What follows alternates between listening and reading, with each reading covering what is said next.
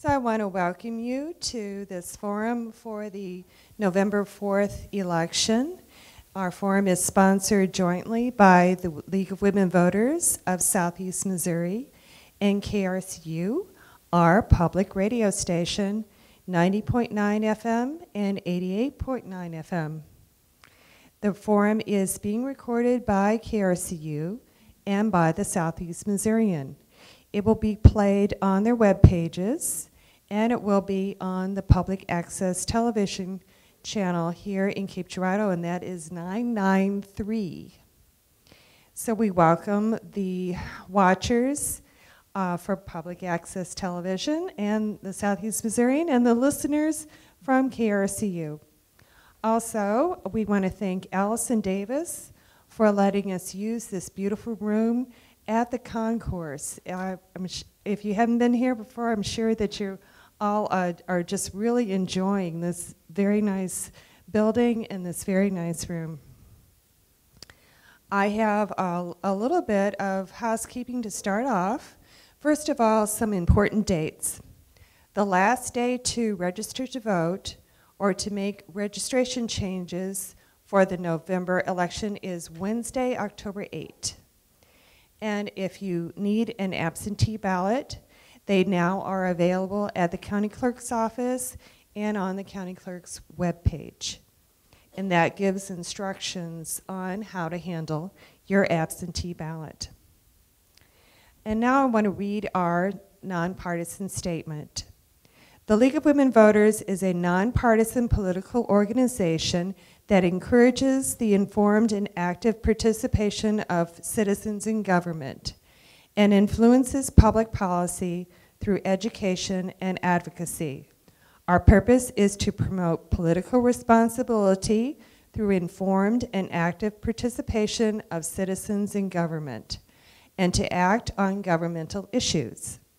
As an organization, the League never supports a political party or candidate. However, the League recognizes the role of political parties in our form of government and believes that participation in the activities of political parties is an essential ingredient of citizen responsibility. On our program tonight, each candidate will make a 3-minute opening statement. The forum moderator will ask questions provided by the audience. Each candidate will be given 1 minute to answer the question. The order of questioning will be alternated with each question. Each candidate will give a 2-minute closing statement. So the schedule for tonight is, we'll start with the 8th U.S. Congressional District. We'll talk some about the statewide ballot issues. 2 people will talk about the Cape Girardeau city tax issue. And then we will have candidates for the 147th Missouri State Representative District. And now for our audience here tonight, these are your expectations. The audience members will hold applause until the end when all candidates have finished their closing statements. You will refrain from directly debating a candidate's statement or engaging in argument. Throughout the forum, write any questions on cards provided to the audience and then hold up the cards for someone to come by and pick them up. Please refrain from asking questions of a personal nature and word all questions to be appropriate for all candidates. And on your card, please write which group of candidates you want to answer that question. Now I'm going to introduce our moderator for tonight, and we are very pleased that Dr. Frank Nickel is going to be our moderator. Dr. Nickel is a retired professor of history who is now serving as the director of the State Historical Society of Missouri Research Center here in Cape Girardeau. And now I'm going to turn this over to Dr. Nickel.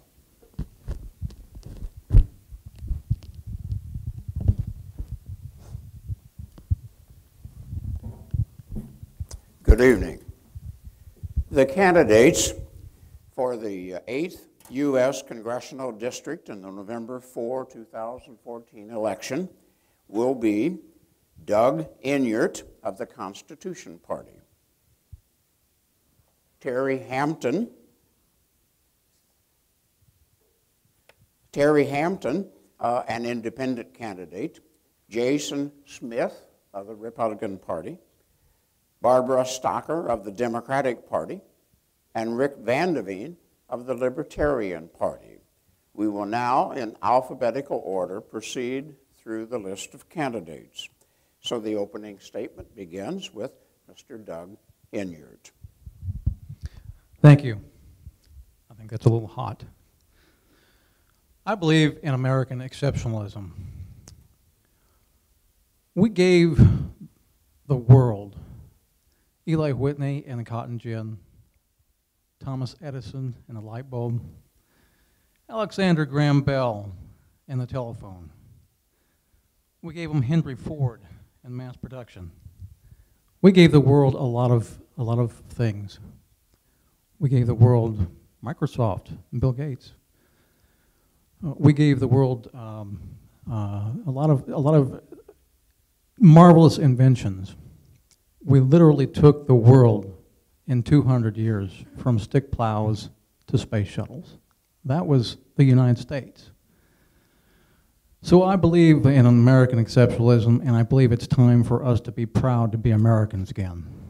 I'm getting very tired of hearing the political pundits and the newscast all ganging up on America, the most popular thing to do today. It's time to restore pride in America again.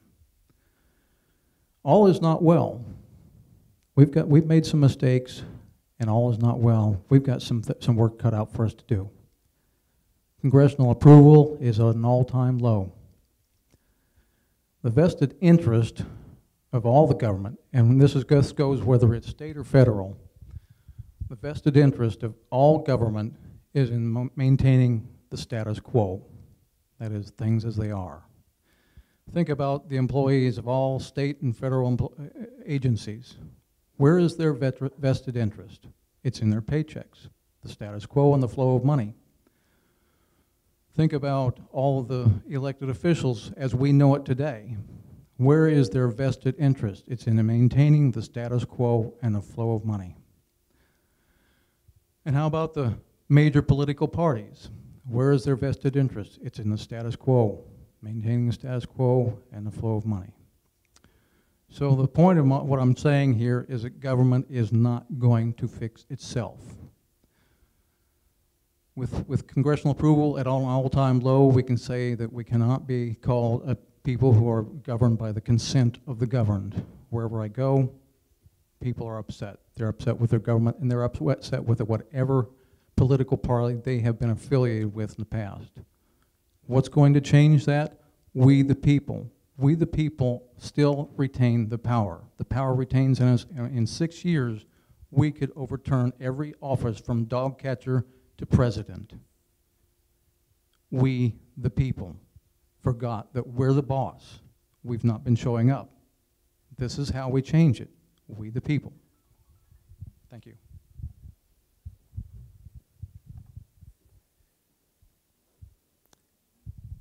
Terry Hampton, an independent candidate. I thank our sponsors and hosts, my fellow candidates, but most of all, I thank you, the audience, for being at this forum. We must all actively participate in how we are governed every day, because we have allowed our rights to be lost in this country. It is time to stand up and reclaim those rights, but in doing that, we must also stand up and say, I'm going to claim responsibility as a citizen. I'm going to be an educated and informed voter, and I will use my voice. I will work to make my community strong and not look for top-down answers when local solutions are best. We, the people, make this country great. In politics, even those with good intentions who are candidates in the two-party system give up their freedom to say what is best for their constituents and for our country. That is why, to represent us, I am an independent and unaffiliated with any party, taking no special interest money and with no obligations outside the district. I am a citizen representative, and that's the way it should be. Business owners, teachers, writers, artists, ordinary people representing their districts. I want to work with you to move our country forward. To get on the ballot, I had to collect signatures from registered voters in the district and submit them to the Secretary of State. Now, those signatures could have been only from my home county, but I chose to go to all 30 counties in the district. I went door to door and I walked through neighborhoods, and I talked to people who are absolutely fed up with the system. We all are. That's why 40%, more than 40% of Americans identify as independents, the largest political group in the country. Yet there's not one independent in the House of Representatives. Congress doesn't look like us or act like us because it is not like us. For women, that goes double. Only 18% of Congress is female. I also discovered that there is so much agreement, even when it seems like there's not. We agree that it's not acceptable for the government to spy on us. We agree that a militarized police force is not what we expect in America, and we want to know what's in our food. We're tired of a non-functioning government with an overpaid Congress not doing its job. We are not being represented. Our values are lost in a sea of strife and greed. It's an undisputed fact that big money controls our country, driving the conversation, creating labels and divisions among us, and distracting us with issues that Congress doesn't intend to fix. Let's call on our representatives to tell where their money comes from. Let's ask Jason why in one of the poorest districts in the country he feels it's necessary for his campaign to raise nearly $1.5 million. Why does he take money from interests outside the district, and what is he doing about campaign finance reform? It's time to face head-on the real problem in this country. We've been betrayed by professional politicians, their parties, and their corporate sponsors. We, the people, are not being represented, and the Washington establishment doesn't want to do anything about it, so we must. Our next speaker is Mr. Jason Smith of the Republican Party. Thank you so much. I want to thank the League of Women Voters and KRCU for hosting this forum, and also thank each and every one of you for coming out and hearing from all of us. And I want to thank all of the candidates up here for putting their name on the ballot and wishing to have the opportunity to serve in Congress, because I can tell you I've been serving for 475 days as the congressman for the 8th Congressional District, and I can tell you it has been a great honor and privilege to fight for my friends and family right here in the 8th District. I'm a 7th-generation native. This is my home. I can show you where my 4 times great-grandparents are buried in this area. So there's no greater purpose than to fight for your friends and neighbors back home. And I'll tell you, in those 475 days, it's been quite an interesting time up there. But what happened in my first week in Congress sums up of what is wrong in Washington, D.C., and what's wrong with our country. I serve on the Judiciary Committee and Natural Resources, and I had an employee from the EPA testify before our committee and made the statement that it was pure fiction that government regulation affects private industry. I sat there and thought, I must have misunderstood what this bureaucrat, this unelected bureaucrat said whenever he said that it's pure fiction that government regulation affects private industry. So then I asked him, what in fact, did I get this right? Were you correct when you made this statement? He said, yes, Congressman, in fact, government regulation creates jobs, creates government jobs, more inspectors, more regulators, more folks that can break down the backs of our small business owners and our farmers. And this is what's wrong. We're seeing government regulation and government overreach that is just eroding our rural way of life. If you just look at what this administration is doing with EPA regulations, they're trying to regulate whether we can burn wood heat. They're trying to regulate coal power. 84% of this congressional district is coal power generation. If these rules take an effect from the Obama administration, you will see your utility rates double and triple. It's a war on rural America, it's a war in our district, and it's a war against my friends and family that I'm representing. And folks, we have to continue to push back. That's what I have been doing from day one, and I will continue to do so. I mean, we even had the National Park Service trying to tell us that local Baptist churches couldn't have baptisms on the waterways along the Current River. I mean, how ridiculous is that, folks? The government needs to get out of our lives, get out of our way, and let us be the land of free and the home of the brave. Our next opening statement is from Barbara Stocker of the Democratic Party. Thank you. I want to thank the League of Women Voters and KRCU for sponsoring this event, and all the people who showed up here tonight. I'm Barbara Stocker, the Democrat. This district is the poorest in Missouri, one of the poorest in the nation. I've seen, we've had job losses, business closings, towns dying, and people slipping into poverty. So I saw a need and a challenge and plunged in hoping I can make a positive difference. I'm a retired scientist. I worked in medical research at Washington University, moved to the corporate world at Monsanto and Ralston Purina. I've also been in retail sales, a dental assistant, and a tax preparer. I've also experienced unemployment, so I know how disheartening that can be. I've been single, married, divorced, and a widow. I've been a stay-at-home mom, a working mom, and a single mom and a grandmother. I've lived in 6 states, traveled in all but 5 of the rest. I have visited 16 foreign countries.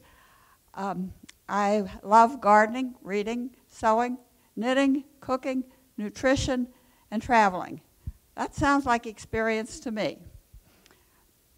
I have lived in Missouri over half my life and intend to spend the rest of it here. And my children have all stayed in Missouri. I was born to a working family and benefited from an excellent public education. I attended a state university, an affordable one. My parents paid for part of it, and I worked and made up the rest. And I went to graduate school with a grant from the National Science Foundation. So unlike today, I graduated unencumbered from student loans and ready to face the world. I was able to get good jobs with good benefits. I was able to have a successful life so far. By the opportunities provided, sadly these opportunities are slipping away from today's students, and we must restore them.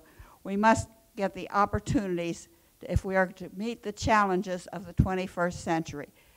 This Congress has been the most unproductive Congress in history. We need people in Congress who can work across the aisle, compromise, and produce meaningful bipartisan legislation. We need to invest dollars in this district. We need to invest in infrastructure, education, research. These dollars pay back way more than they cost. Thank you. Our last opening statement is by Mr. Rick Van de Veen of the Libertarian Party. Wake up! Thanks to the League of Women Voters for inviting all the candidates. It is not often that third party and independent candidates have the opportunity to present our ideas on the same stage as the duopoly parties. Thanks to KRCU and the Southeast Missourian for covering this event. Thanks to Doug Inyard and Terry Hampton for running as fellow third party and independent candidates. This is not easy. We are not professional politicians. We work for a living. It takes a lot of courage to get up here and do this. Personally, I would rather be home tinkering on my 1968 Oldsmobile or beating the snot out of my drums. It shows the genuine concern that we have for our home district.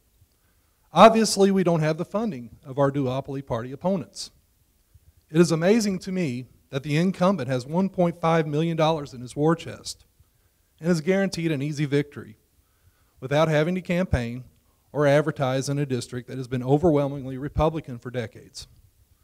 The GOP can nominate a jar of hair swept off of the barbershop floor, and it would win so long as it has that R behind its name. Doug, Terry, we are giving the voters a real choice. That is important. I doubt that there are 5 candidates on a general election ballot for a congressional seat in any other race in the country. The fact that there are so many candidates in this race is evidence to me that there is dissatisfaction with the Republican utopia that has been created in the 8th Congressional District.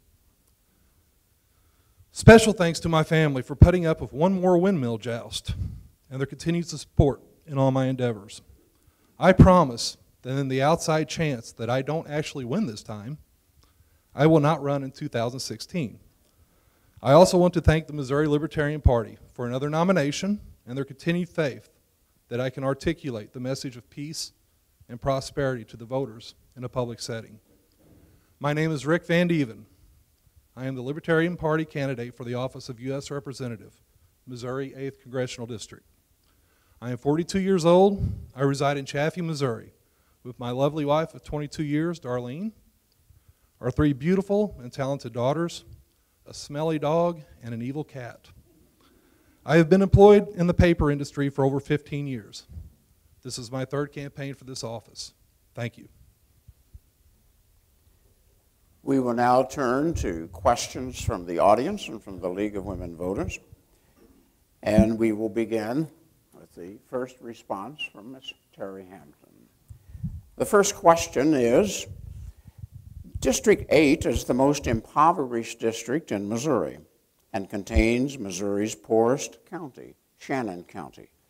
How would you try to improve the economic conditions for these poorest citizens of Missouri? It's a tall order for sure. Shannon County neighbors my county, Howe County. We're right over there in the same part of the district. I tell you what, there's an organization called Trillium Trust that is doing something in our area that recognizes the spirit of the Ozarks and is trying to promote what has always been our strength, and that is we just do it. You know, somehow we manage to get by. And we're the poorest, one of the poorest congressional districts in the country, but sometimes it doesn't feel like it. You know, we have a pride and a way of doing things that it seems like poverty from the outside, and it is, but we all manage to get by. And it's those local solutions that we really need to encourage. There are small farming opportunities, there are co-op opportunities, there's a really active artist and artisans co-op that's sprung up in Oregon County in our area, and those kind of co-ops are, I think, a wave of the future. Same question. You know, Shannon County has a special place in my heart. That's where the original Smith homestead is. So I'm quite familiar with this county. And having grandparents that when I'd go to their Christmas and Thanksgiving dinners and I had to pump water out of the cistern outside because they had no running water, I understand what it is to be impoverished and to represent a district that is, some say, the 18th poorest. But the best way to create jobs in this district is to eliminate the poverty. What the federal government's doing just for Shannon County alone is trying to destroy the economy of Shannon County by the general management plan that they are trying to create along the Ozark National Scenic Railways that would basically decimate that area because tourism is the lifeblood of Shannon County, Reynolds County, and that area. And the federal government and the Obama administration is trying to restrict access to the river. They're trying to close river banks, which would close horse trails. We have folks come from all over the country to ride horse trails there. We got to reduce and stop these burdensome regulations. Ms. Stocker. Poverty we cannot get rid of poverty by continuing to cut taxes, cut benefits, cut everything that makes people go on. It is just shrinking everything. People don't have enough money. It puts a huge drag on the economy to do this, to put all the money in the hands of the rich. We have got to restore the middle class. We have got to raise the minimum wage. That people that have more money spend it in local businesses. They will have their businesses growing. It is not a drag on the economy. I believe in people working for what they get, but I also believe in people getting what they work for. Mr. Vanderveen. Yeah, I am also middle class, working middle class, and I can assure you that the middle class is currently getting squeezed from all directions. Inflation is outpacing our wages. It seems to be something that nobody wants to address. This has been happening for decades. What we need to do, instead of just auditing the Fed, which to me is a scheme that's almost too late, that should have happened in 2008, we need to pressure the Federal Reserve Chair, Janet Yellen, to allow interest rates to rise. Stop manipulating our currency. We need to build an economy that is based on savings as opposed to borrowing. Something else, in the Missouri 8th Congressional District, we're an agricultural district. I support legalizing cannabis on the federal level. That would allow farmers to grow industrial hemp. I think that would be a job boom for this district. Thank you. Mr. Inyard. I received a very similar question from another, actually a municipality this past week, and my answer to them is the same as my answer is to Shannon County. I would give Shannon County the great benefit of being treated equally with the other 29 counties in my district. At the same time as we are the poorest district, I work with a lot of businesses, and we have a very difficult time finding good quality, dependable workers. Benjamin Franklin had some very good advice for us. Benjamin Franklin said that if we follow the pattern of the European countries and we just hand out dollars, then we create sloth and we reduce the profit margin. I would work to get the government out of the way and reinstall the profit motive for those who will start businesses and create jobs. The private sector creates jobs, not government.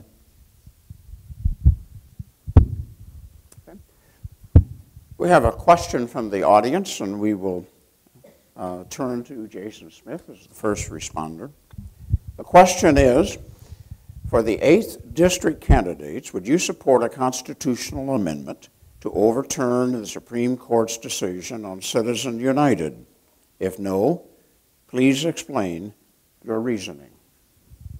Okay, so to overturn the Supreme Court decision on Citizens United. Yes. Unlimited financial contributions. You know, I believe that the most important aspect when you're looking at campaign donations is that it's transparent and that people can see where the money's coming from and where it's going. And as long as you can see where the money's coming from and where it's going, that's the key. And my opponents all up here say that I have $1 million on hand. I wish that was the case. And you can look at the bank account and the financial reports, so you must be looking at the wrong reports. But I'd be more than happy to take those donations. But I definitely don't have $1 million on hand. And people that want to give to me, that's great. But I think that campaign financial contributions need to be open and transparent so that you're held accountable for every dollar that you receive, and people can ask you about it, and it's out there in a report. Stocker. Overturning Citizens United. Citizens United Yeah, case. you bet I would want to overturn that. This has been a very corrupting influence in our nation to these unlimited contributions. I believe in transparency too, but there are misnamed PACs. They're nearly always named something that they are not. They come out with negative ads, often untrue, often lies, and they have managed to deceive an awful lot of people. And it is a very corrupting influence on our government. Money is not speech. And I think most people will agree with that. We need to increase speech, not money.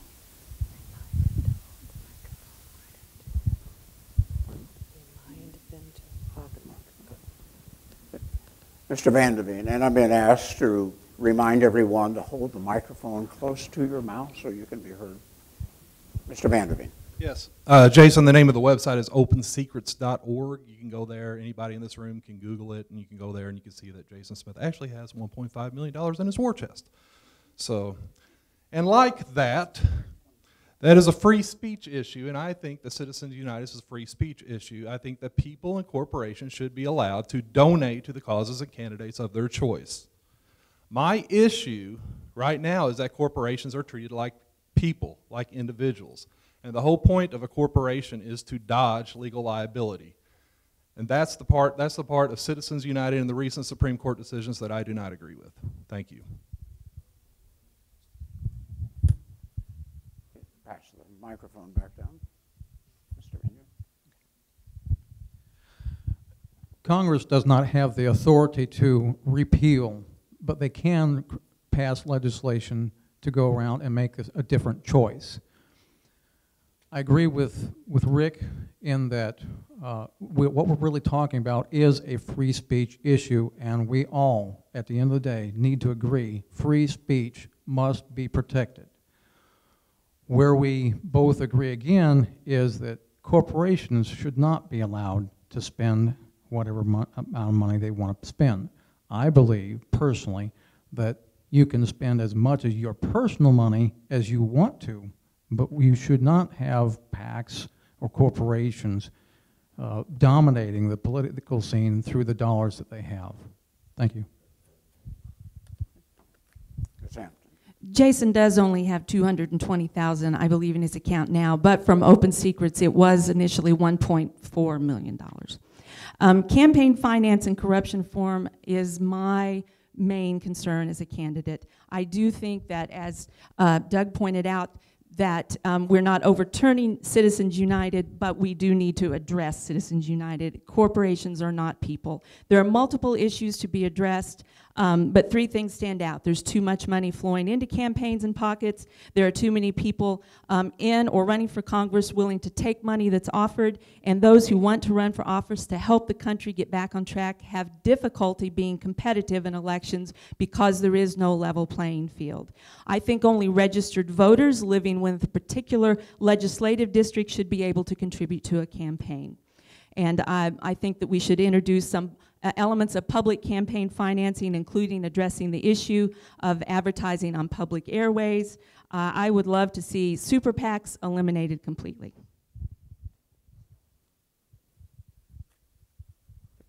Question 3 from the audience. What do all of the candidates think about the Affordable Health Care Act? And in 1 minute, give us a synopsis of that. And we'll begin with Ms. Stocker. The Affordable Care Act is the law of the land. More people are covered by insurance than ever before. They are now able to afford it, and Congress keeps voting to try to repeal it and take away health care from poor people. Now, if there may need to be some improvements as it rolls out, if we find problems with it, we should certainly address them. But to repeal the Affordable Care Act and throw the baby out with the bathwater, I think is what it would be absolute insanity. We must keep health care as a national right and affordable for people. Mr. Vanderveen. Well, the Affordable Care Act is probably one of the biggest forms of cronyism that I've ever seen in my lifetime. I mean, it's been a bonanza for the insurance companies. And when we start talking about it being a health care law, it's not a health care law, it's actually a health insurance law. We are actually subsidizing the private insurance companies. In that regard, it has been very successful. There are a lot of people who now have health insurance that didn't have before. Of course, when you force people to do something, usually you get the result that you were looking for. I've said several times that the best way for us to get our health care cost under control is to allow people to self-medicate themselves. Let's make all drugs available over the counter, and I would like to also see direct dollar-for-dollar tax breaks for people who provide their own insurance to themselves. We need to decouple health insurance from our jobs. Thank you. Mr. Inger. I would vote to repeal the Affordable Care Act. The Affordable Care Act is such an extreme violation of the concepts of liberty that the founders founded this country upon. To force anyone to purchase anything, a service, a good, from a private sector, a private industry, is an extreme violation of every thought of liberty the founders ever came up with. So I would repeal the Affordable Care Act, and I would point out that Congress does not have the authority. The federal government had just 20 enumerated powers, and they are so far out of that limitation that it's just incredible. That's what I intend to work for, is putting the general government, and that's how the founders referred to it, is the general government. It's just the general government. We only gave them 20 things to do. If at anything, it's a state issue. First of all, it's a personal issue. You provide for yourself, and then you can have it provided by the state. Thank you.